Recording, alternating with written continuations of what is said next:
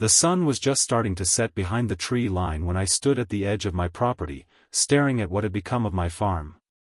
What used to be neat rows of corn and patches of green pasture was now buried under a thick, steaming layer of asphalt. Cars, dozens of them, were crammed into every inch of what had once been my livelihood.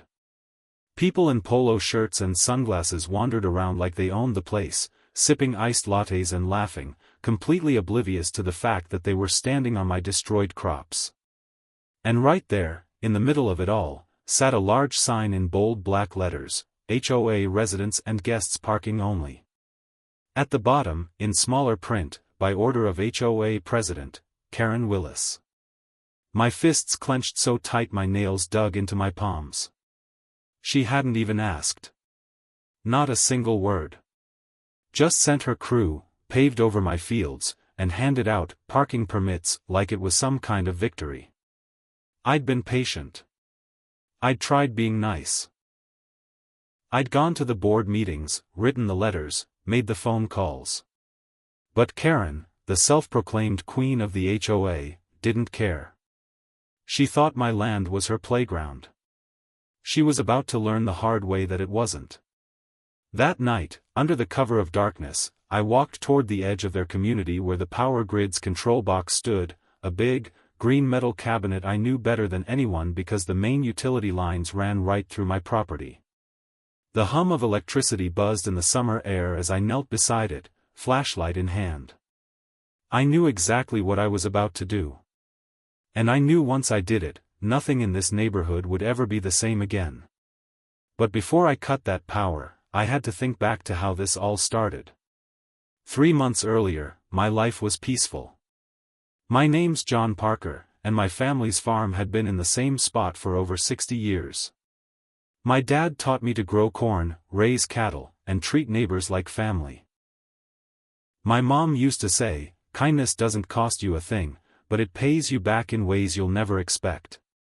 I lived by that, even when times got tough. After Dad passed, the farm became my full-time job. It wasn't easy, but it was honest work. I sold vegetables at the farmer's market, donated fresh produce to the local shelter, and even let a few nearby families camp out on my land for free during the summer. People knew me as the guy who always helped out when someone was in trouble. Then Karen moved in. She was the kind of person who could smile in your face while she stabbed you in the back. Always dressed like she was running for office, always with some important meeting to attend. At first, she came across as friendly, bringing me a loaf of banana bread as a neighborly gesture. But even then, I could see it in her eyes, she wasn't here to make friends. She was here to take control. Her first real move came during the 4th of July weekend. The HOA organized a huge block party, music, food trucks, fireworks, the works. Their tiny neighborhood couldn't fit all the cars, so guests started parking along the edge of my property. I didn't mind. I waved to folks, even let a couple of families set up lawn chairs to watch the fireworks from my field. The next morning, though, I found trash everywhere. Soda cans in the grass, candy wrappers blowing in the wind, even tire tracks cutting through my crops. I wasn't happy, but I didn't make a big deal out of it. I figured it was a one-time thing. It wasn't. Over the next few weeks, more and more people started using my land as a parking lot.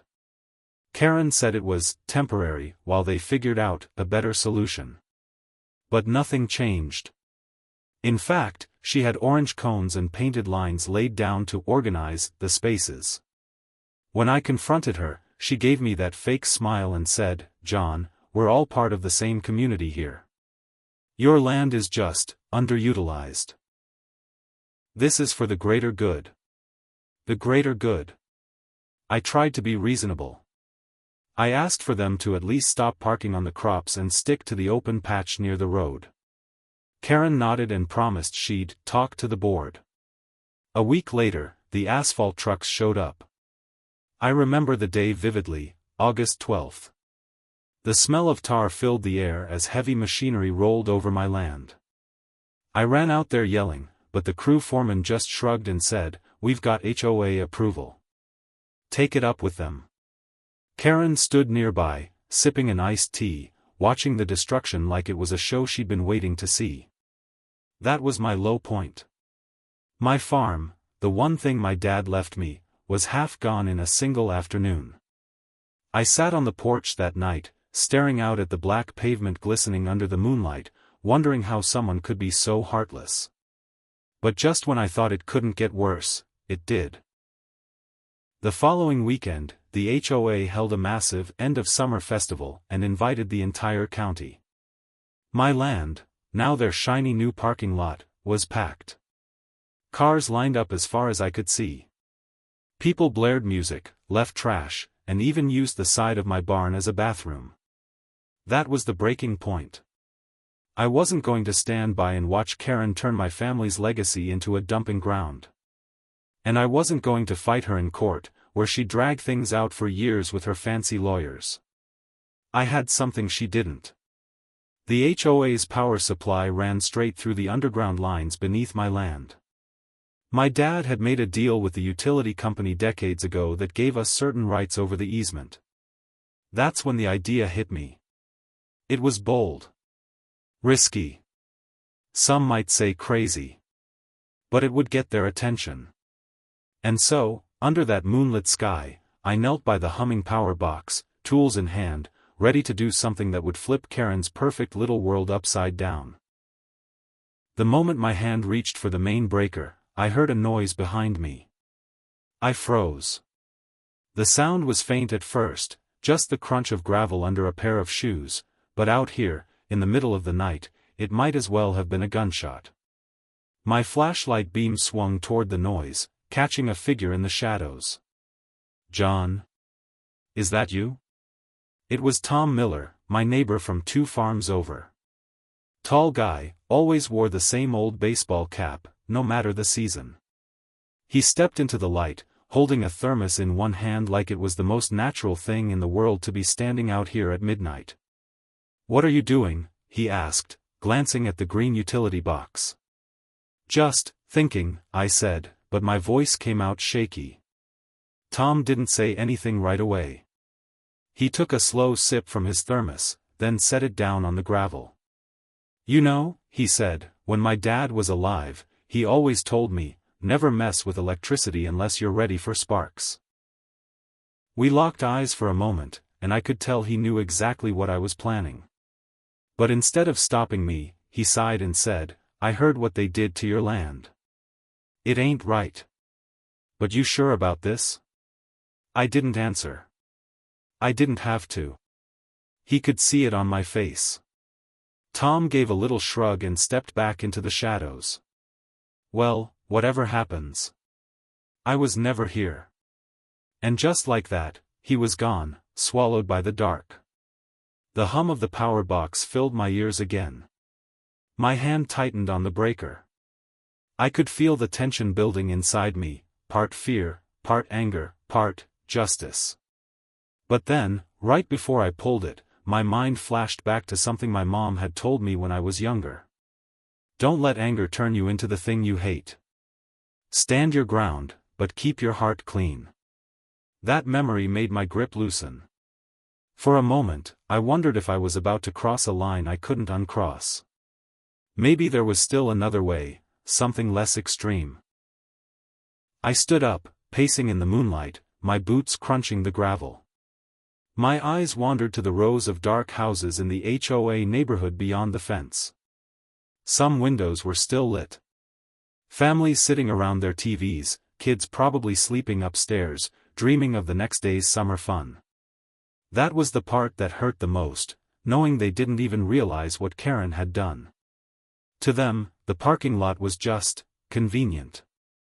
My stomach turned as I thought about the mess left on my land after their festival, candy wrappers stuck in the grass, beer bottles rolling in the wind. It wasn't just disrespect. It was a message: we can do whatever we want, and you can't stop us.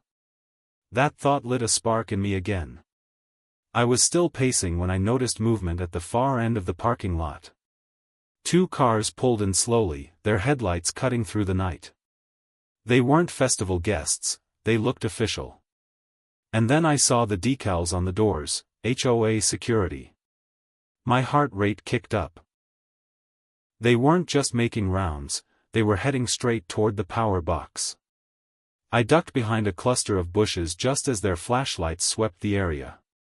2 men got out, both in matching polo shirts and khaki pants. One of them had a clipboard. "You see anything?" one asked.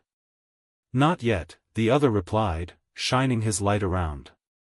"Karen said she got a tip someone might mess with the grid tonight. She wants this place watched till morning." "A tip?" My blood went cold. They moved closer to the power box, scanning the ground. One bent down and picked something up. It was the thermos Tom had left. "You think this belongs to our guy?" The other shrugged. "Bag it. We'll let Karen decide." I was holding my breath, trying not to make a sound. My mind was spinning. If they caught me out here, Karen would use it to bury me for good. One of the guards started walking toward my hiding spot.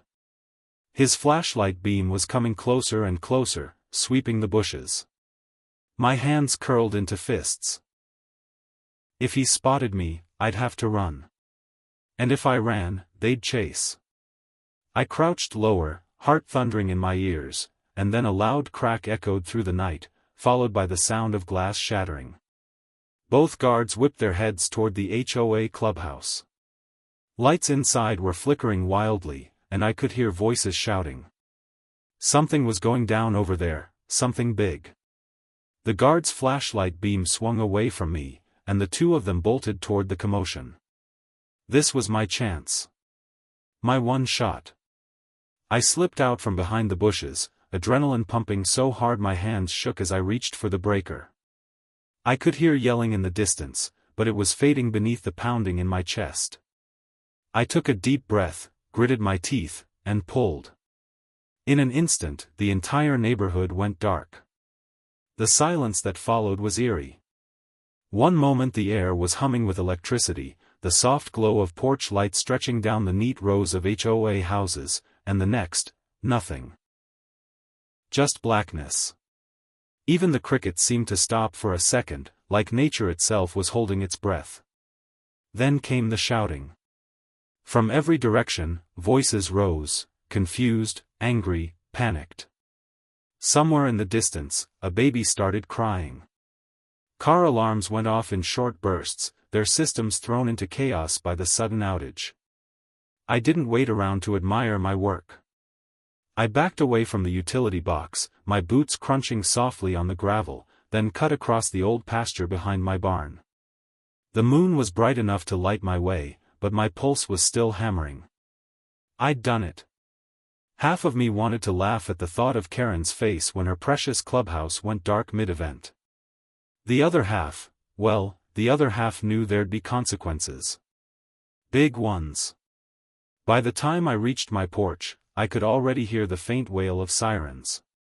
My guess was they'd call the sheriff's department, maybe even the utility company, to get power restored as quickly as possible. I sat down on the steps, watching the flashing lights bounce off the trees in the distance. For a few moments, I let myself enjoy it.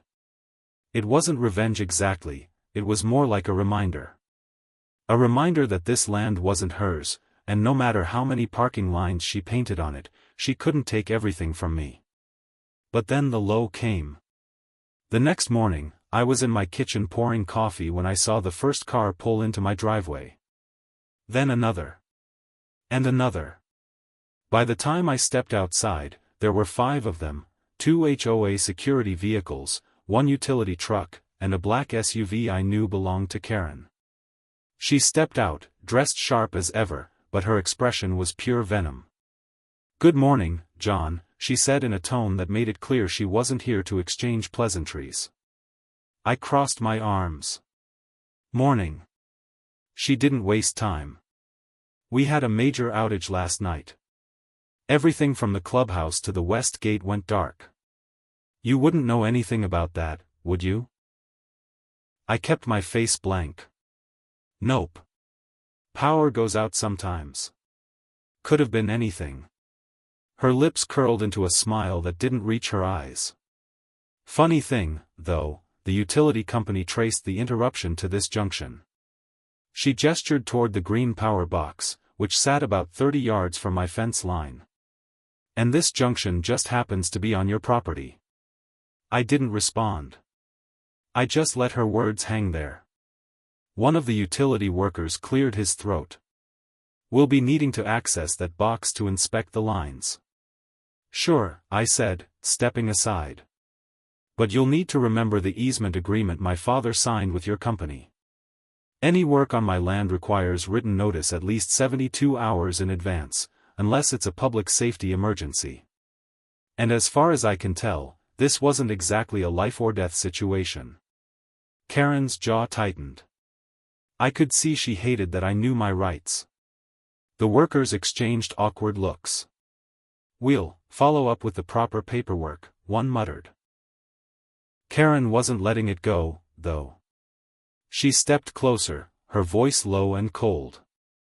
I don't know what game you're playing, John, but you're making a mistake. The HOA has resources you can't imagine. I can make life very hard for you. I met her stare without flinching. Life's already hard, Karen. The difference is, I know how to survive it. Her nostrils flared, but she turned on her heel and walked back to her SUV without another word. The others followed, and soon my driveway was empty again. For the rest of the day, I kept busy with chores, but I could feel the tension thick in the air. This wasn't over. Karen wouldn't back down. If anything, I just poked the hornet's nest. By nightfall, my gut was telling me she was going to retaliate. The only question was how. I got my answer just after midnight. I was upstairs when the noise hit, deep, roaring, and close. At first, I thought it was thunder, but then the ground began to shake. I ran to the window and froze. 2 massive tow trucks had pulled into my newly paved-over field, and they weren't alone. Behind them was a convoy of cars, their headlights sweeping across the blacktop. People were getting out, carrying coolers, folding chairs, and big boxes. Music started blasting from portable speakers. It wasn't just a gathering, it was a full-blown party. And they were setting it up right there, on what used to be my farm. The music thumped so hard I could feel it in my chest even from the second-floor window. Colored lights flashed against the cars, and the smell of grilled meat drifted up through the humid night air. It wasn't just any party, they were going all out. I grabbed my boots and stomped downstairs, throwing on my jacket as I headed out the door. The moment I stepped into the yard, I saw her. Karen, standing in the middle of the blacktop like she was hosting a red carpet event, laughing with a group of people holding red plastic cups. When she spotted me, she raised her drink in a mocking toast. Evening, John. Thought we'd make the most of this beautiful new parking lot. It's a community resource now. My blood boiled. This is my land, I shouted over the music. She cupped a hand to her ear.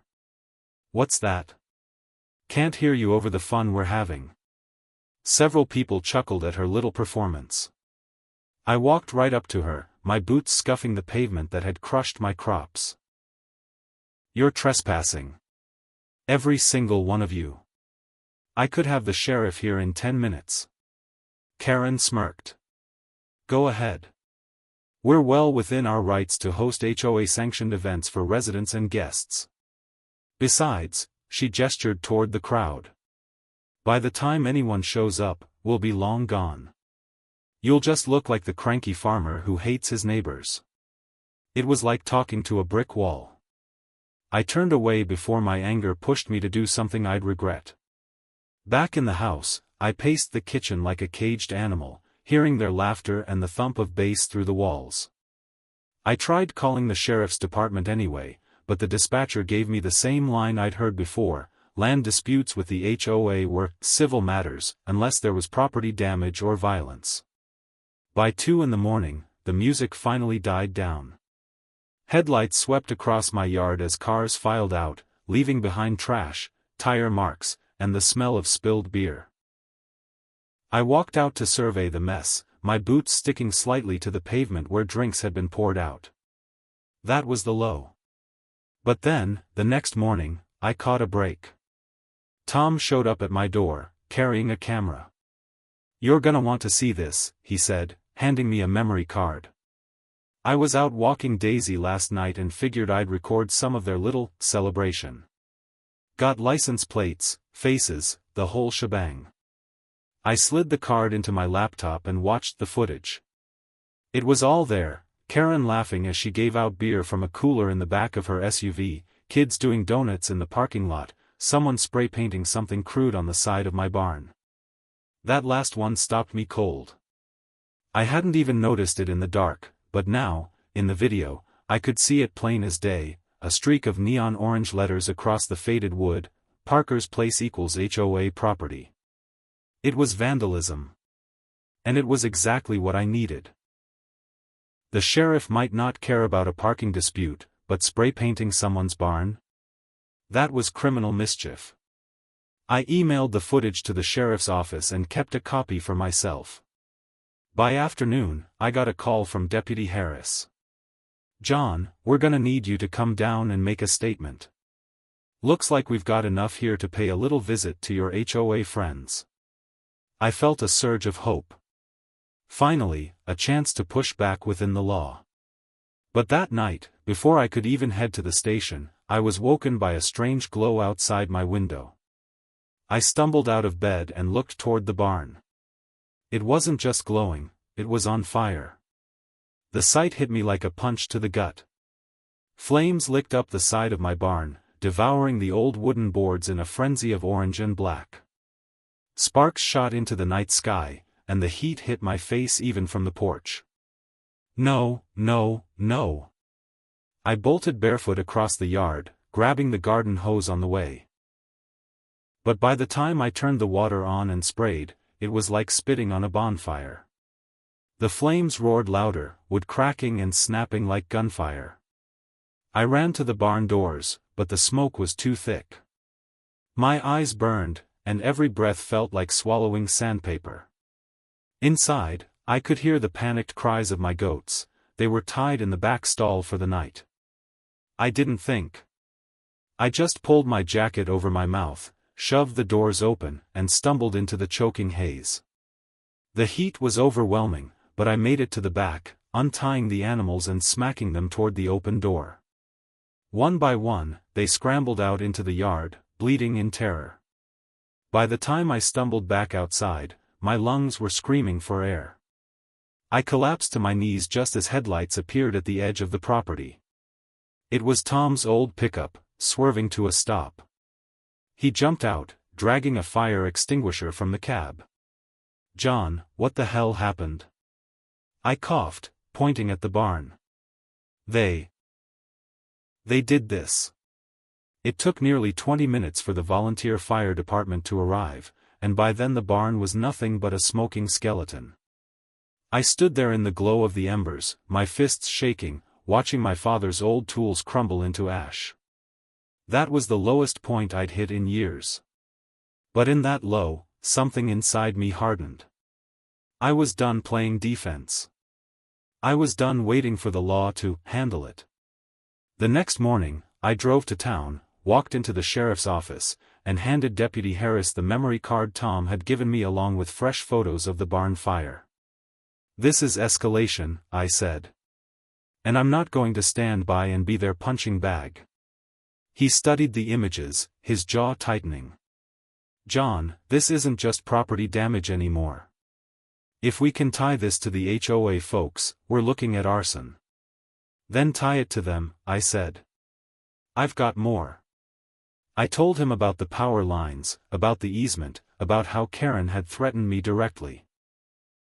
He listened carefully, taking notes, but I could see the hesitation in his eyes. Going up against an HOA, especially one with money and influence, wasn't easy. By the time I left the station, my head was buzzing with more than just anger. I needed a plan. And I knew exactly where to start. That afternoon, I took my truck out to the far back edge of my land, where the underground utilities split into two main lines. One fed the HOA's clubhouse and pool area. The other fed most of their streetlights, security gates, and sprinklers. I crouched down, lifting the weathered metal cover. The hum of electricity filled the air, and I smiled grimly. Karen wanted a war. I could cut off her lifelines one by one without even stepping foot in her precious subdivision. But before I touched a thing, I heard tires crunching behind me. I turned to see a black SUV roll up, sleek, shiny, and unmistakably out of place on a dirt path. The driver's window slid down, and there she was. Karen, wearing sunglasses even though the sun was low, with that same smug grin plastered across her face. "You think you're clever, John," she said, her voice dripping with mockery. "You think you can win this?" I stepped closer, hands clenched. "I don't think. I know." Her smile faltered just enough for me to see it, fear, buried under all that arrogance. "You just made the biggest mistake of your life," she said, then revved the engine. "And you're going to regret it." The SUV peeled away, dust swirling in its wake. I stood there, staring after her, my jaw set. She'd just thrown down the final challenge. And I was ready to answer it. That night, under the cover of darkness, I loaded my truck with tools, cables, and a few heavy-duty surprises I'd been saving for emergencies. If she wanted to turn my farm into her playground, then I was going to turn her perfect little HOA world into a blackout nightmare. I drove toward the main grid connection with one thought in my mind. This time, it wasn't going to be temporary.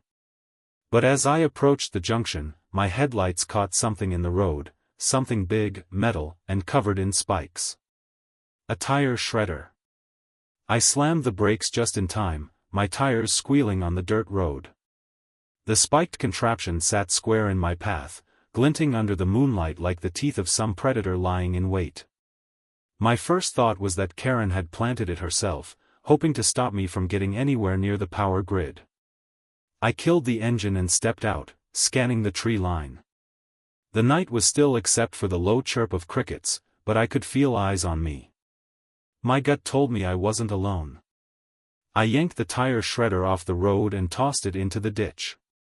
If Karen thought she could scare me, she'd clearly underestimated how stubborn a Parker could be. When I reached the main grid connection, the air was humming with energy.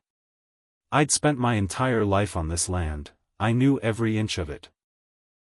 And I knew that flipping the right breakers here wouldn't just shut off the HOA's clubhouse.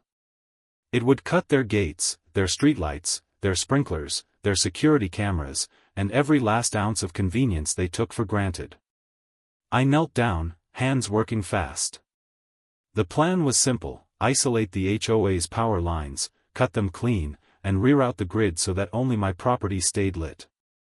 It would take them weeks to repair, and in that time, maybe, just maybe, they'd understand they couldn't bully me without consequences. I had just reached for the last switch when I heard the rumble of engines behind me. Not one. Several. Turning my head, I saw them, 5 SUVs rolling in like a convoy, their headlights blinding. Doors flew open, and a dozen people stepped out. Karen led the pack, her heels crunching on the gravel, her voice carrying in the still night. "John Parker, caught in the act," she said, loud enough for everyone to hear. "This is what I told you all. This man is a danger to our community." I stood, wiping the dirt from my hands. "Your community is built on my land, Karen. And you've forgotten whose name is on the deed." Her face twisted. "You won't win. We'll take this to court. You'll lose everything." I took a step toward her, my voice steady. "You already took everything, Karen. All I'm doing is returning the favor." Without breaking eye contact, I flipped the main switch. The effect was instant. The humming stopped, and in the distance, the HOA neighborhood went black, streetlights gone, pool pumps silenced, clubhouse dark as a cave. The glow from their perfectly lit lawns vanished, leaving nothing but the pale wash of moonlight. Gasps rose from her little entourage. Phones came out, but without Wi-Fi or charging stations, they'd be dead in hours. Security gates locked up tight, trapping some of their own cars outside. Karen's confidence cracked right there in front of everyone. You can't do this," she sputtered. "Oh, I can," I said, stepping past her. "And I just did. This is my land. This is my power. And until you make things right, you're going to remember both every single night you sit in the dark." Someone from the crowd shouted, "Maybe we should just work something out." Another chimed in, "Yeah, Karen, this has gone too far." The tide was turning. I could see it in their faces, neighbors who had been silent now realizing maybe they'd been on the wrong side. Karen's mouth opened and closed, but no words came. For the first time since she moved in, she looked small. I walked back to my truck, the only headlights now cutting through the darkness. As I pulled away, I could see them in my rearview mirror, huddled in the black, voices rising in argument. By the time I reached my porch, the only sounds were the crickets and the hum of my own lights, still burning bright. My goats grazed quietly in the field, the faint smell of charred wood from the barn mixing with the night air. I leaned against the railing, looking out over the land my father had left me. Karen had thought she could turn my farm into her parking lot, her party spot, her trophy. But tonight proved something. No matter how much asphalt she poured, no matter how many signs she posted, she didn't own this place. I did. And now, so did the darkness that would follow her for a long, long time.